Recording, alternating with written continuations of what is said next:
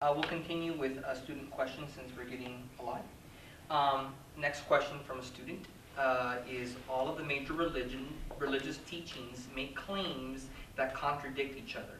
For example, regarding our origins, moral guidelines, etc. Why is your belief system the most, quotes, true? I wouldn't say mine's the most true because I'm going to admit I don't know the truth.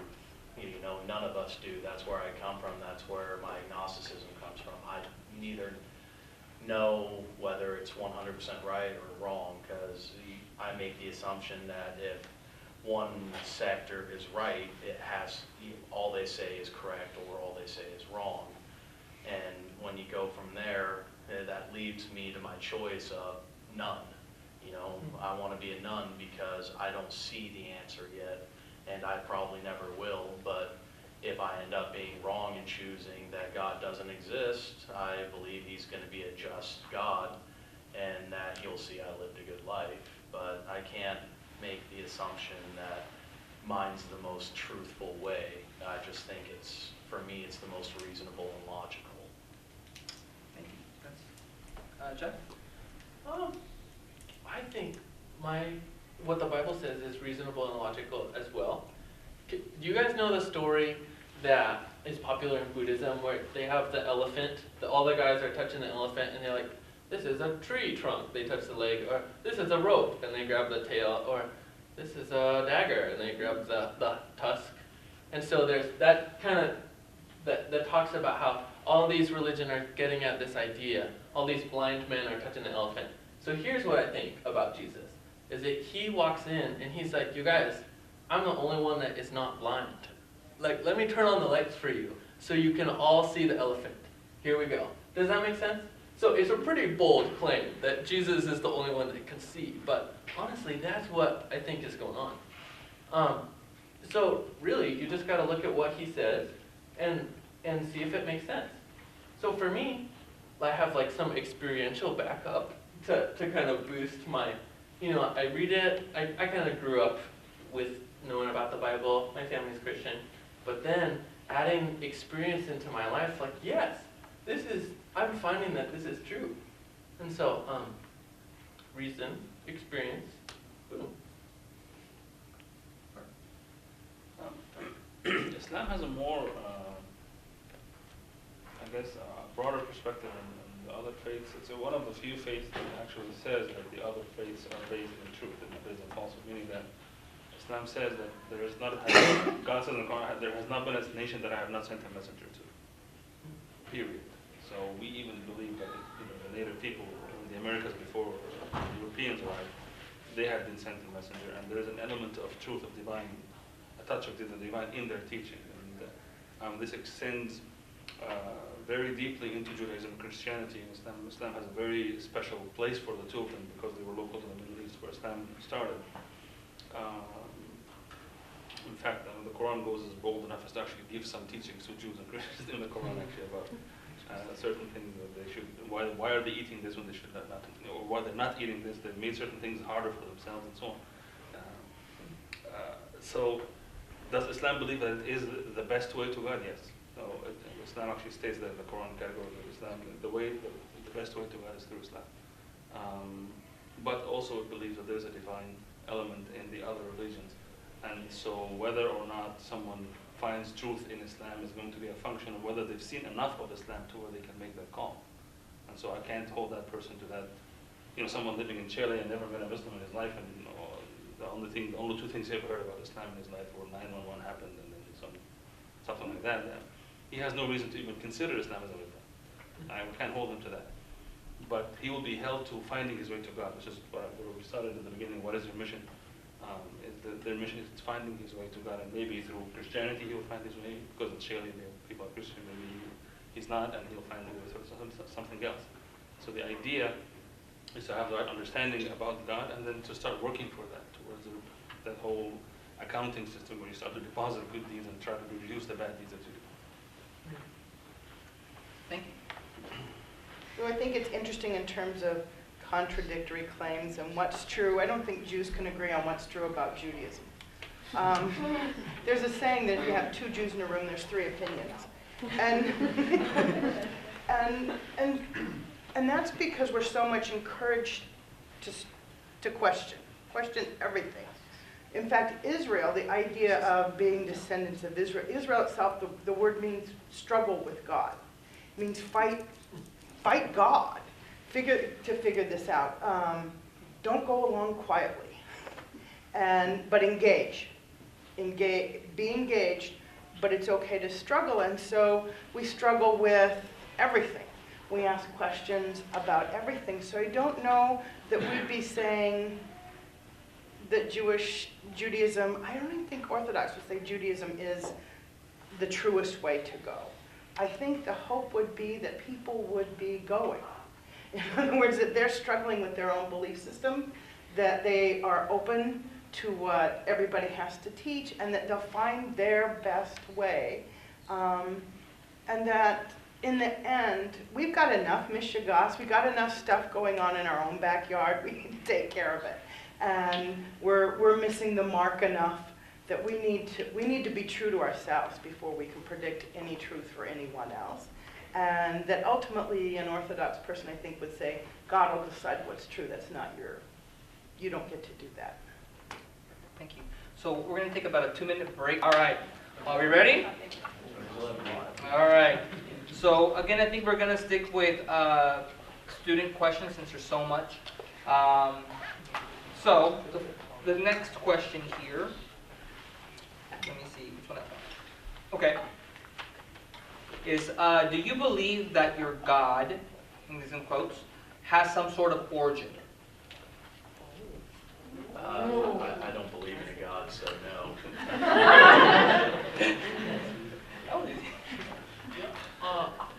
No, I don't believe that the God of the Bible has an origin. He says this legit thing to Moses. He's like, I am that I am, which means like, I do what I want. Not only that, but like, I was always here. Okay, I am. I didn't begin, I'm not ending, I am. So that's the idea for the Bible.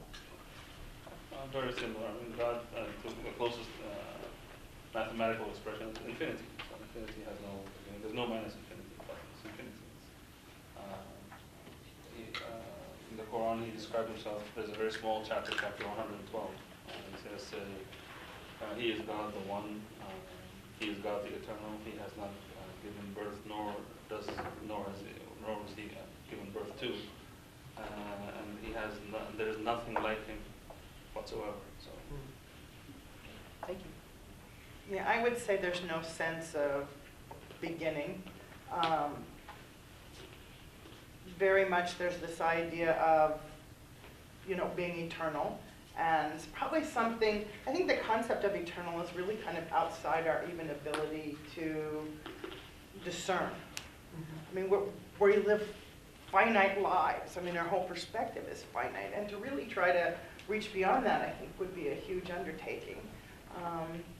And so there's certainly no reference that I know in anything that would suggest a beginning. Thank you. All right. Next question. Do you believe in miracles? I believe in the laws of probability and statistics. If it can happen somewhere, some way, it will happen. So I don't believe in supernatural miracles. Like my grandma told me once, she believed a miracle happened to her husband because he was walking and all of a sudden he had the gut feeling to stop and an icy tree branch fell in front of him that would have obviously either hurt or killed him. He called that a miracle. I just call that a really lucky coincidence. For me, it's pretty simple. Thank you. Yeah, I believe in miracles. I do believe in the supernatural realm because you got God. He does whatever he wants, right? So that whole, it's kind of like a reality on top of the stuff that we see that's going on. And so I totally believe in miracles. It's just based on experience too. Sometimes like it's hard to know, like, was that a chance or was that God? But I've totally like seen miraculous stuff in my life where I've been asking God, like, God, can you help me? And totally like healing me from depression. Or like I've seen God heal people physically, like pray for their neck and it gets better, like the pain goes away. or like just crazy stuff like that. So yeah, I totally believe in miracles and the bigger sense that God is at work even though we can't see him. Now, sometimes people are like talking about miracles and it's just luck or like goofy stuff, but I definitely think there is some legitimacy to miracles and the supernatural realm. Thank you. So it depends on what you mean by miracle. So if miracle is something that is not supposed to happen, like improbable, not improbable, actually impossible, then yes, but those were for another time. That God says in the Quran that he's given them to messengers as clear signs that they're messengers. So messengers are people who come to you and say, I speak on behalf of God. Your normal reaction is, says who? Right? And so for messengers, they were given miracles. So we believe Jesus was able to cure the sick, just put his hand on someone to cure him, and these things because he had to demonstrate to people that he's been given a gift from God. Moses split the sea in front of them, and that was very powerful proof, and this is a testament to the human arrogance. Pharaoh was right behind him, and he saw the sea split, and he didn't believe. Just as right, and he saw this man, and he didn't say, "Whoa, he can do something I can't." He didn't stop. That didn't stop him. Even the gift of miracles, it was a very powerful gift to messengers. Did not guarantee that humans. And this is one of the reasons God says in the Quran that I stopped giving miracles past messengers, because a miracle from God necessitates in God's reckoning, and he says in the Quran, punishment, meaning that if I show you, if someone comes and says, I speak on behalf of God, you say, show me, okay, and then he just creates a bird from scratch, right, in front of you, and you're like, At that point, you deserve punishment from God, in God's, because you're just messing around, right? So, this is why from God's mercy that he doesn't give miracles to holy people walking around making miracles every day, because people are arrogant enough that they will still not believe.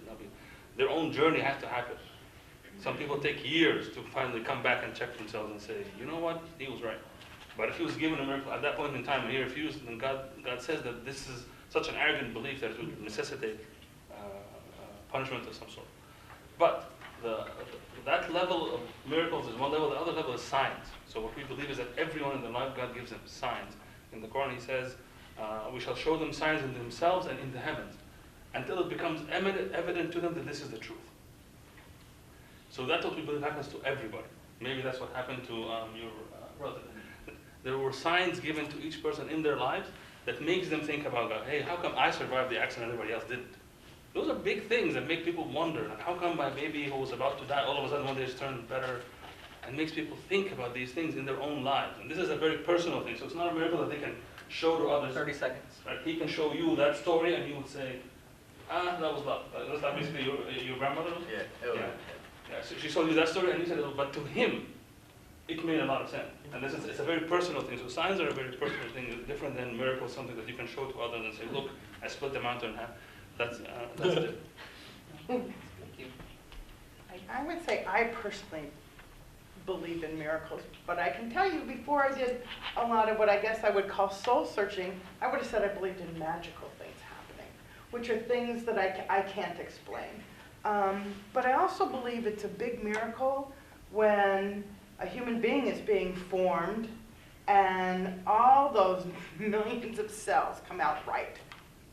Yeah. And the amount of time that happens, I believe that that's kind of a miracle, because the probability, the statistical probability that would be messed up is very huge, just because of the sheer number.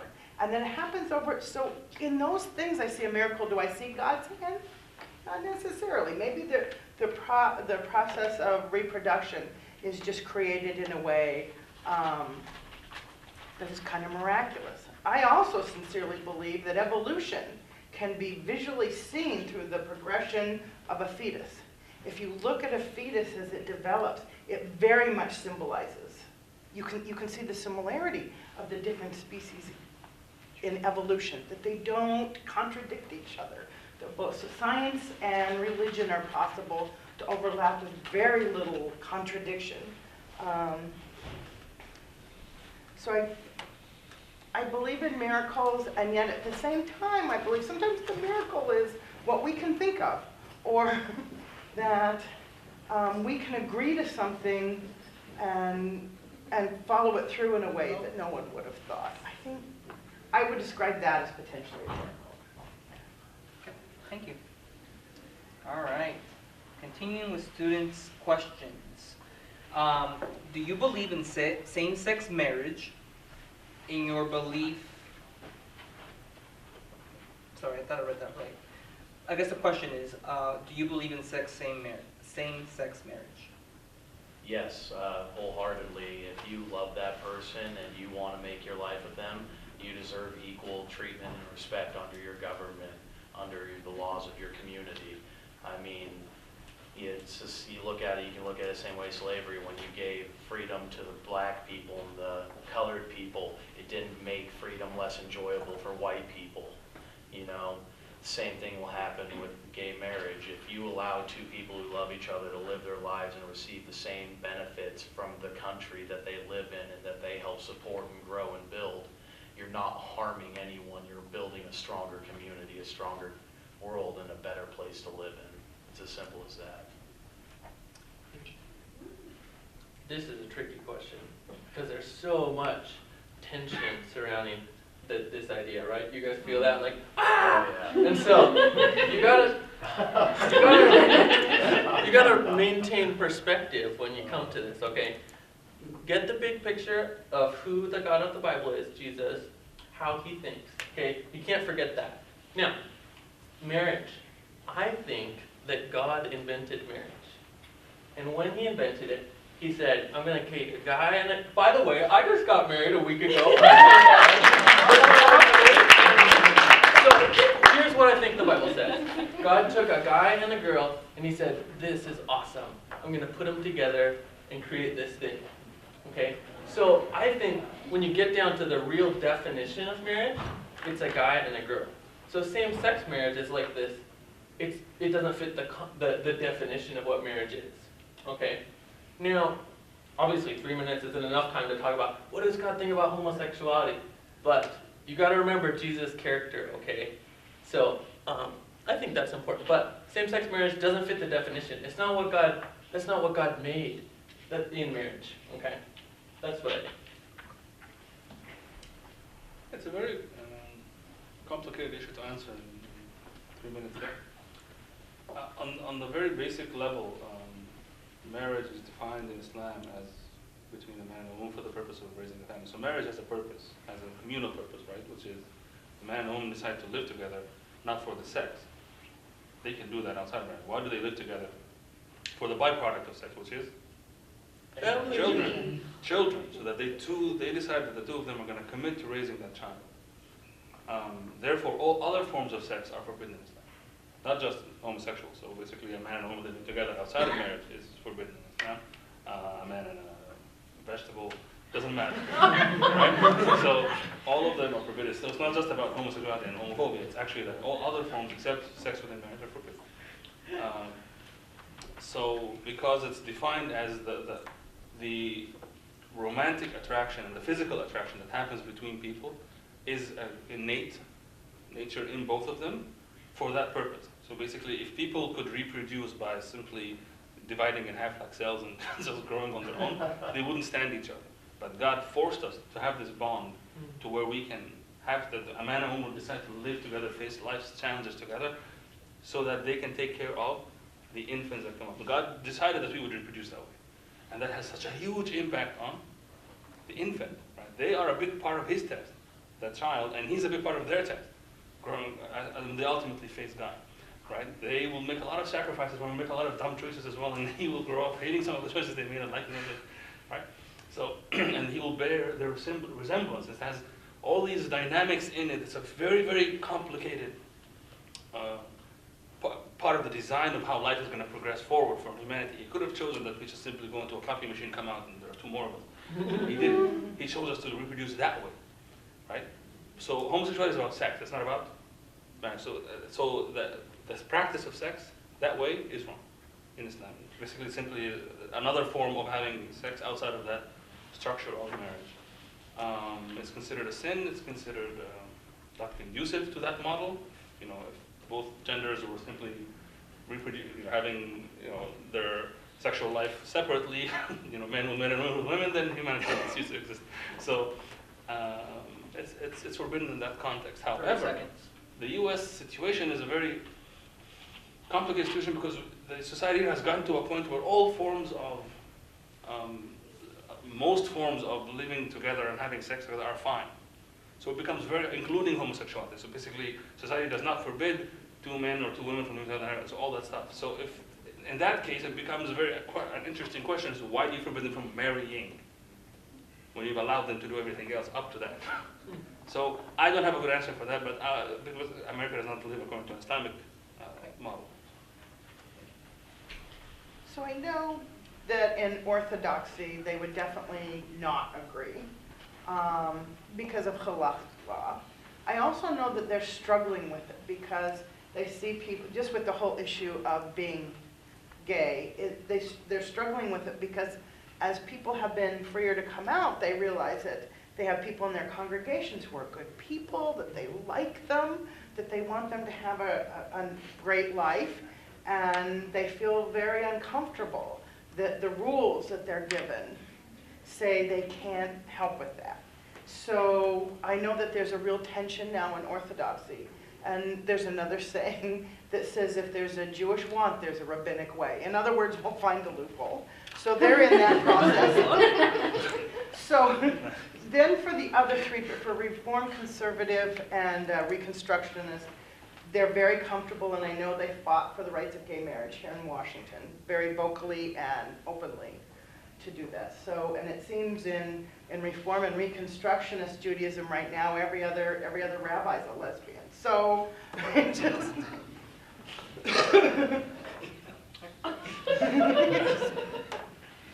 All right, next question is, I heard common threads throughout your dialogues. How can you work together to better humanity? I think we could work together to better humanity by doing what we're doing now. We're talking about our differences, and we're also discovering a lot of similarities. Like, just because I choose to believe something different than them doesn't mean I don't enjoy finding happiness the same as they do. They just found it in a different means, and part of growing together is learning and accepting those differences and learning that I can't force you to be this way, so I gotta learn to be happy with your pursuing your way. And if we can learn to do that, I mean, through discussion, through understanding, through empathy, through thinking, you know, we will become a better place. Because you've looked at it, Washington State has legalized gay marriage, and it didn't implode like some people thought it would. People aren't, you know, going out and doing crazy stuff anymore. I mean, life is still chugging along, but there are other people, there's more happy people out there now, and they're living together. No one's being forced to perform marriages they don't agree with. That was even covered in the law, things like that. You know, so the more we can learn to accept each other's differences, the easier it'll be for us to get along and create a better community. That's good. This is a weird one.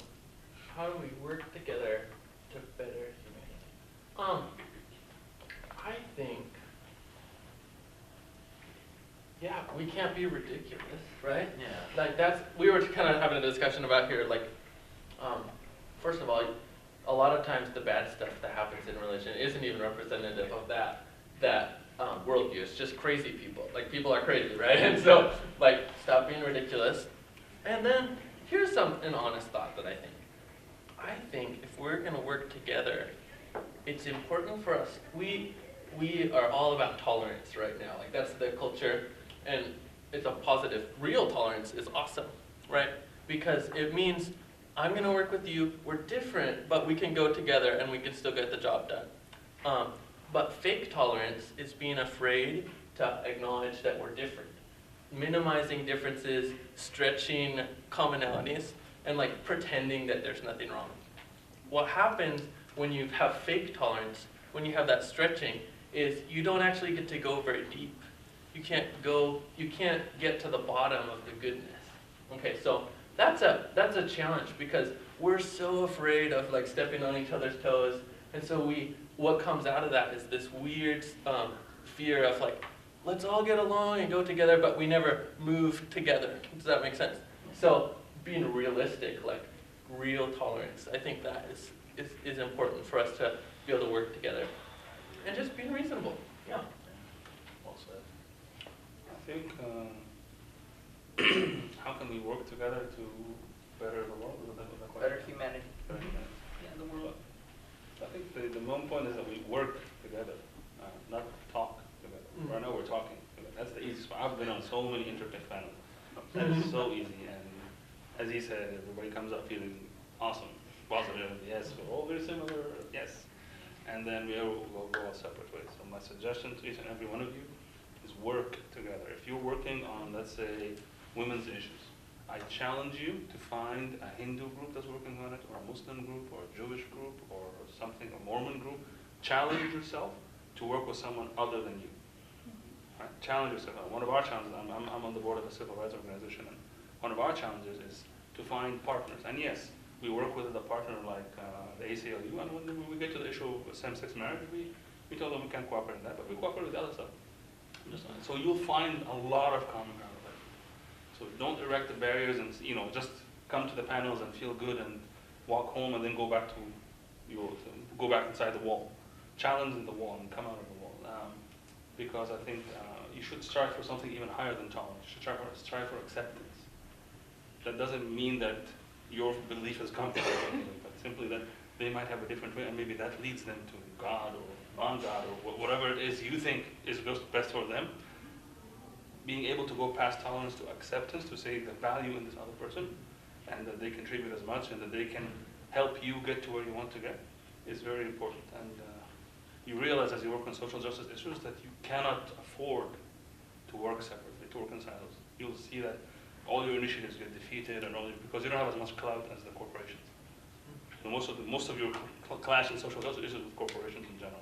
It's not with any one race or color or religion. It's actually mostly all the faith-based group work trying to get immigrant rights for all immigrants, and usually the pressure is from big corporations that are certain corporations that are trying to go and take away and have lots of money. If you're working on healthcare, same problem. The insurance company. So you discover that your tiny dinky little church or mosque or whatever it is you has very, very little resources compared to them. You got to work together. So the challenge is to actually work together. Thank you. Also. So I agree with everything that's been said by everyone. I just want to add, I think invitation is really important. I find that what we wait for is an interfaith council that then says this is our project for the year, and then everybody kind of takes it home to their little congregation, and then the congregation goes, oh, okay, I'm going to have 5 people here. But what I don't see happen very often, we just did a project on family homelessness. We got a grant under kind of an interfaith idea, but I didn't see us go out and invite anyone to say, we're doing this, would you be interested? On a kind of a broader level. So I think an invitation to participate with us would be a good way to really start that process, to be open to say, not just who else is doing this, but we want you. We invite you into our house and for whoever you are, and we're all going to work in the same direction. Thank you. Well said. All right. Our next question is, do you believe people can be spiritual without being part of a religion?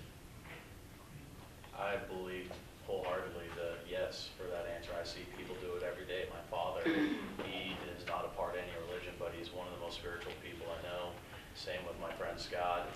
I mean, they're very spiritual, but they're not attached to any religion. They have their ideas, they have their beliefs that they learned and figured out through their own personal experiences. They're not anyone else's, they're theirs. So I really do believe wholeheartedly that someone can be spiritual without being attached to any religion. Yeah, I agree too. It's interesting because I think you can do that, but you necessarily shouldn't do that. Here's why. Religion is this weird, messy thing. It's kind of like your crazy family, right? You got your family members that make you embarrassed because they're like really loud and obnoxious. And religion is more of an infrastructure, institutional kind of thing, in my mind. Spirituality is more of your relationship with God. Now, at least what the Bible says is like God wants us to be connected with his family. So you don't get the option. You just get the awkward, you get religion with the package. But that's not the point. It's just that's kind of practically how you act out your relationship with God and with other people. So I think it is possible, but God just calls us to like go in and help make it better. You know, it's messy, it's not awesome, but religion is kind of like the practices, the things that you do. You could brush your teeth religiously, you know, and so it's a practical thing that's dirty and messy and yeah.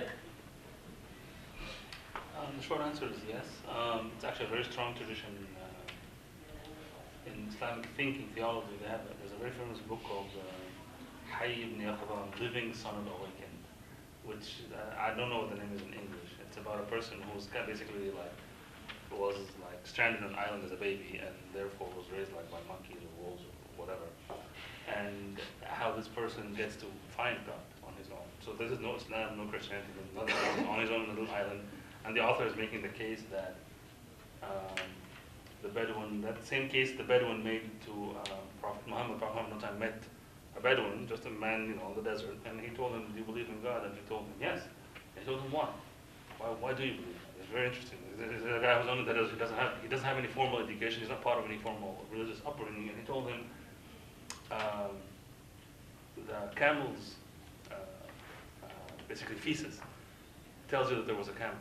Meaning that if I'm walking down the desert and I see the poop of a horse or a camel, I know there's been a camel that walked here, right? And he says a footprint tells you that there's been a traveler. Same thing, if I'm going down the desert and I see footprints, I know somebody's been, because, in the desert, for example, he's approaching an oasis and he wants to know if there are bandits in the oasis. What does he do? He looks for the markings of these things, right? And so he says, and then he says, so a universe full of beautiful mountains and trees and all this stuff indicates what? It indicates something to him, as a simple man living in a simple desert. So he has this is his spirituality. He found God through this way. So he had no formal religion, nothing whatsoever. So if he can do it, I'm sure many, many people in this world can do it. They can make that same similar. And like I said, I believe God puts these signs in these people's lives so they start thinking about it. Maybe it turns into something more, maybe they stay at that state. But yes, definitely it's a part of the human journey, in our opinion, to God. I would agree and say yes, and I think the proof is there's many people that belong to a religion and don't live a spiritual life. So their religion has nothing to do with this, what we would call a spirituality, that would only make sense. That you could do, it would go the other way, that somebody has a spirituality that is not connected to a religion. And not only that, but I think in religions, if we were honest, that most people find an individual spirituality themselves, how they interpret, how they experience the ideas, how they manifest the ideas in their lives are all very personal, which would say that you don't have to, again, that you don't have to belong to a religion.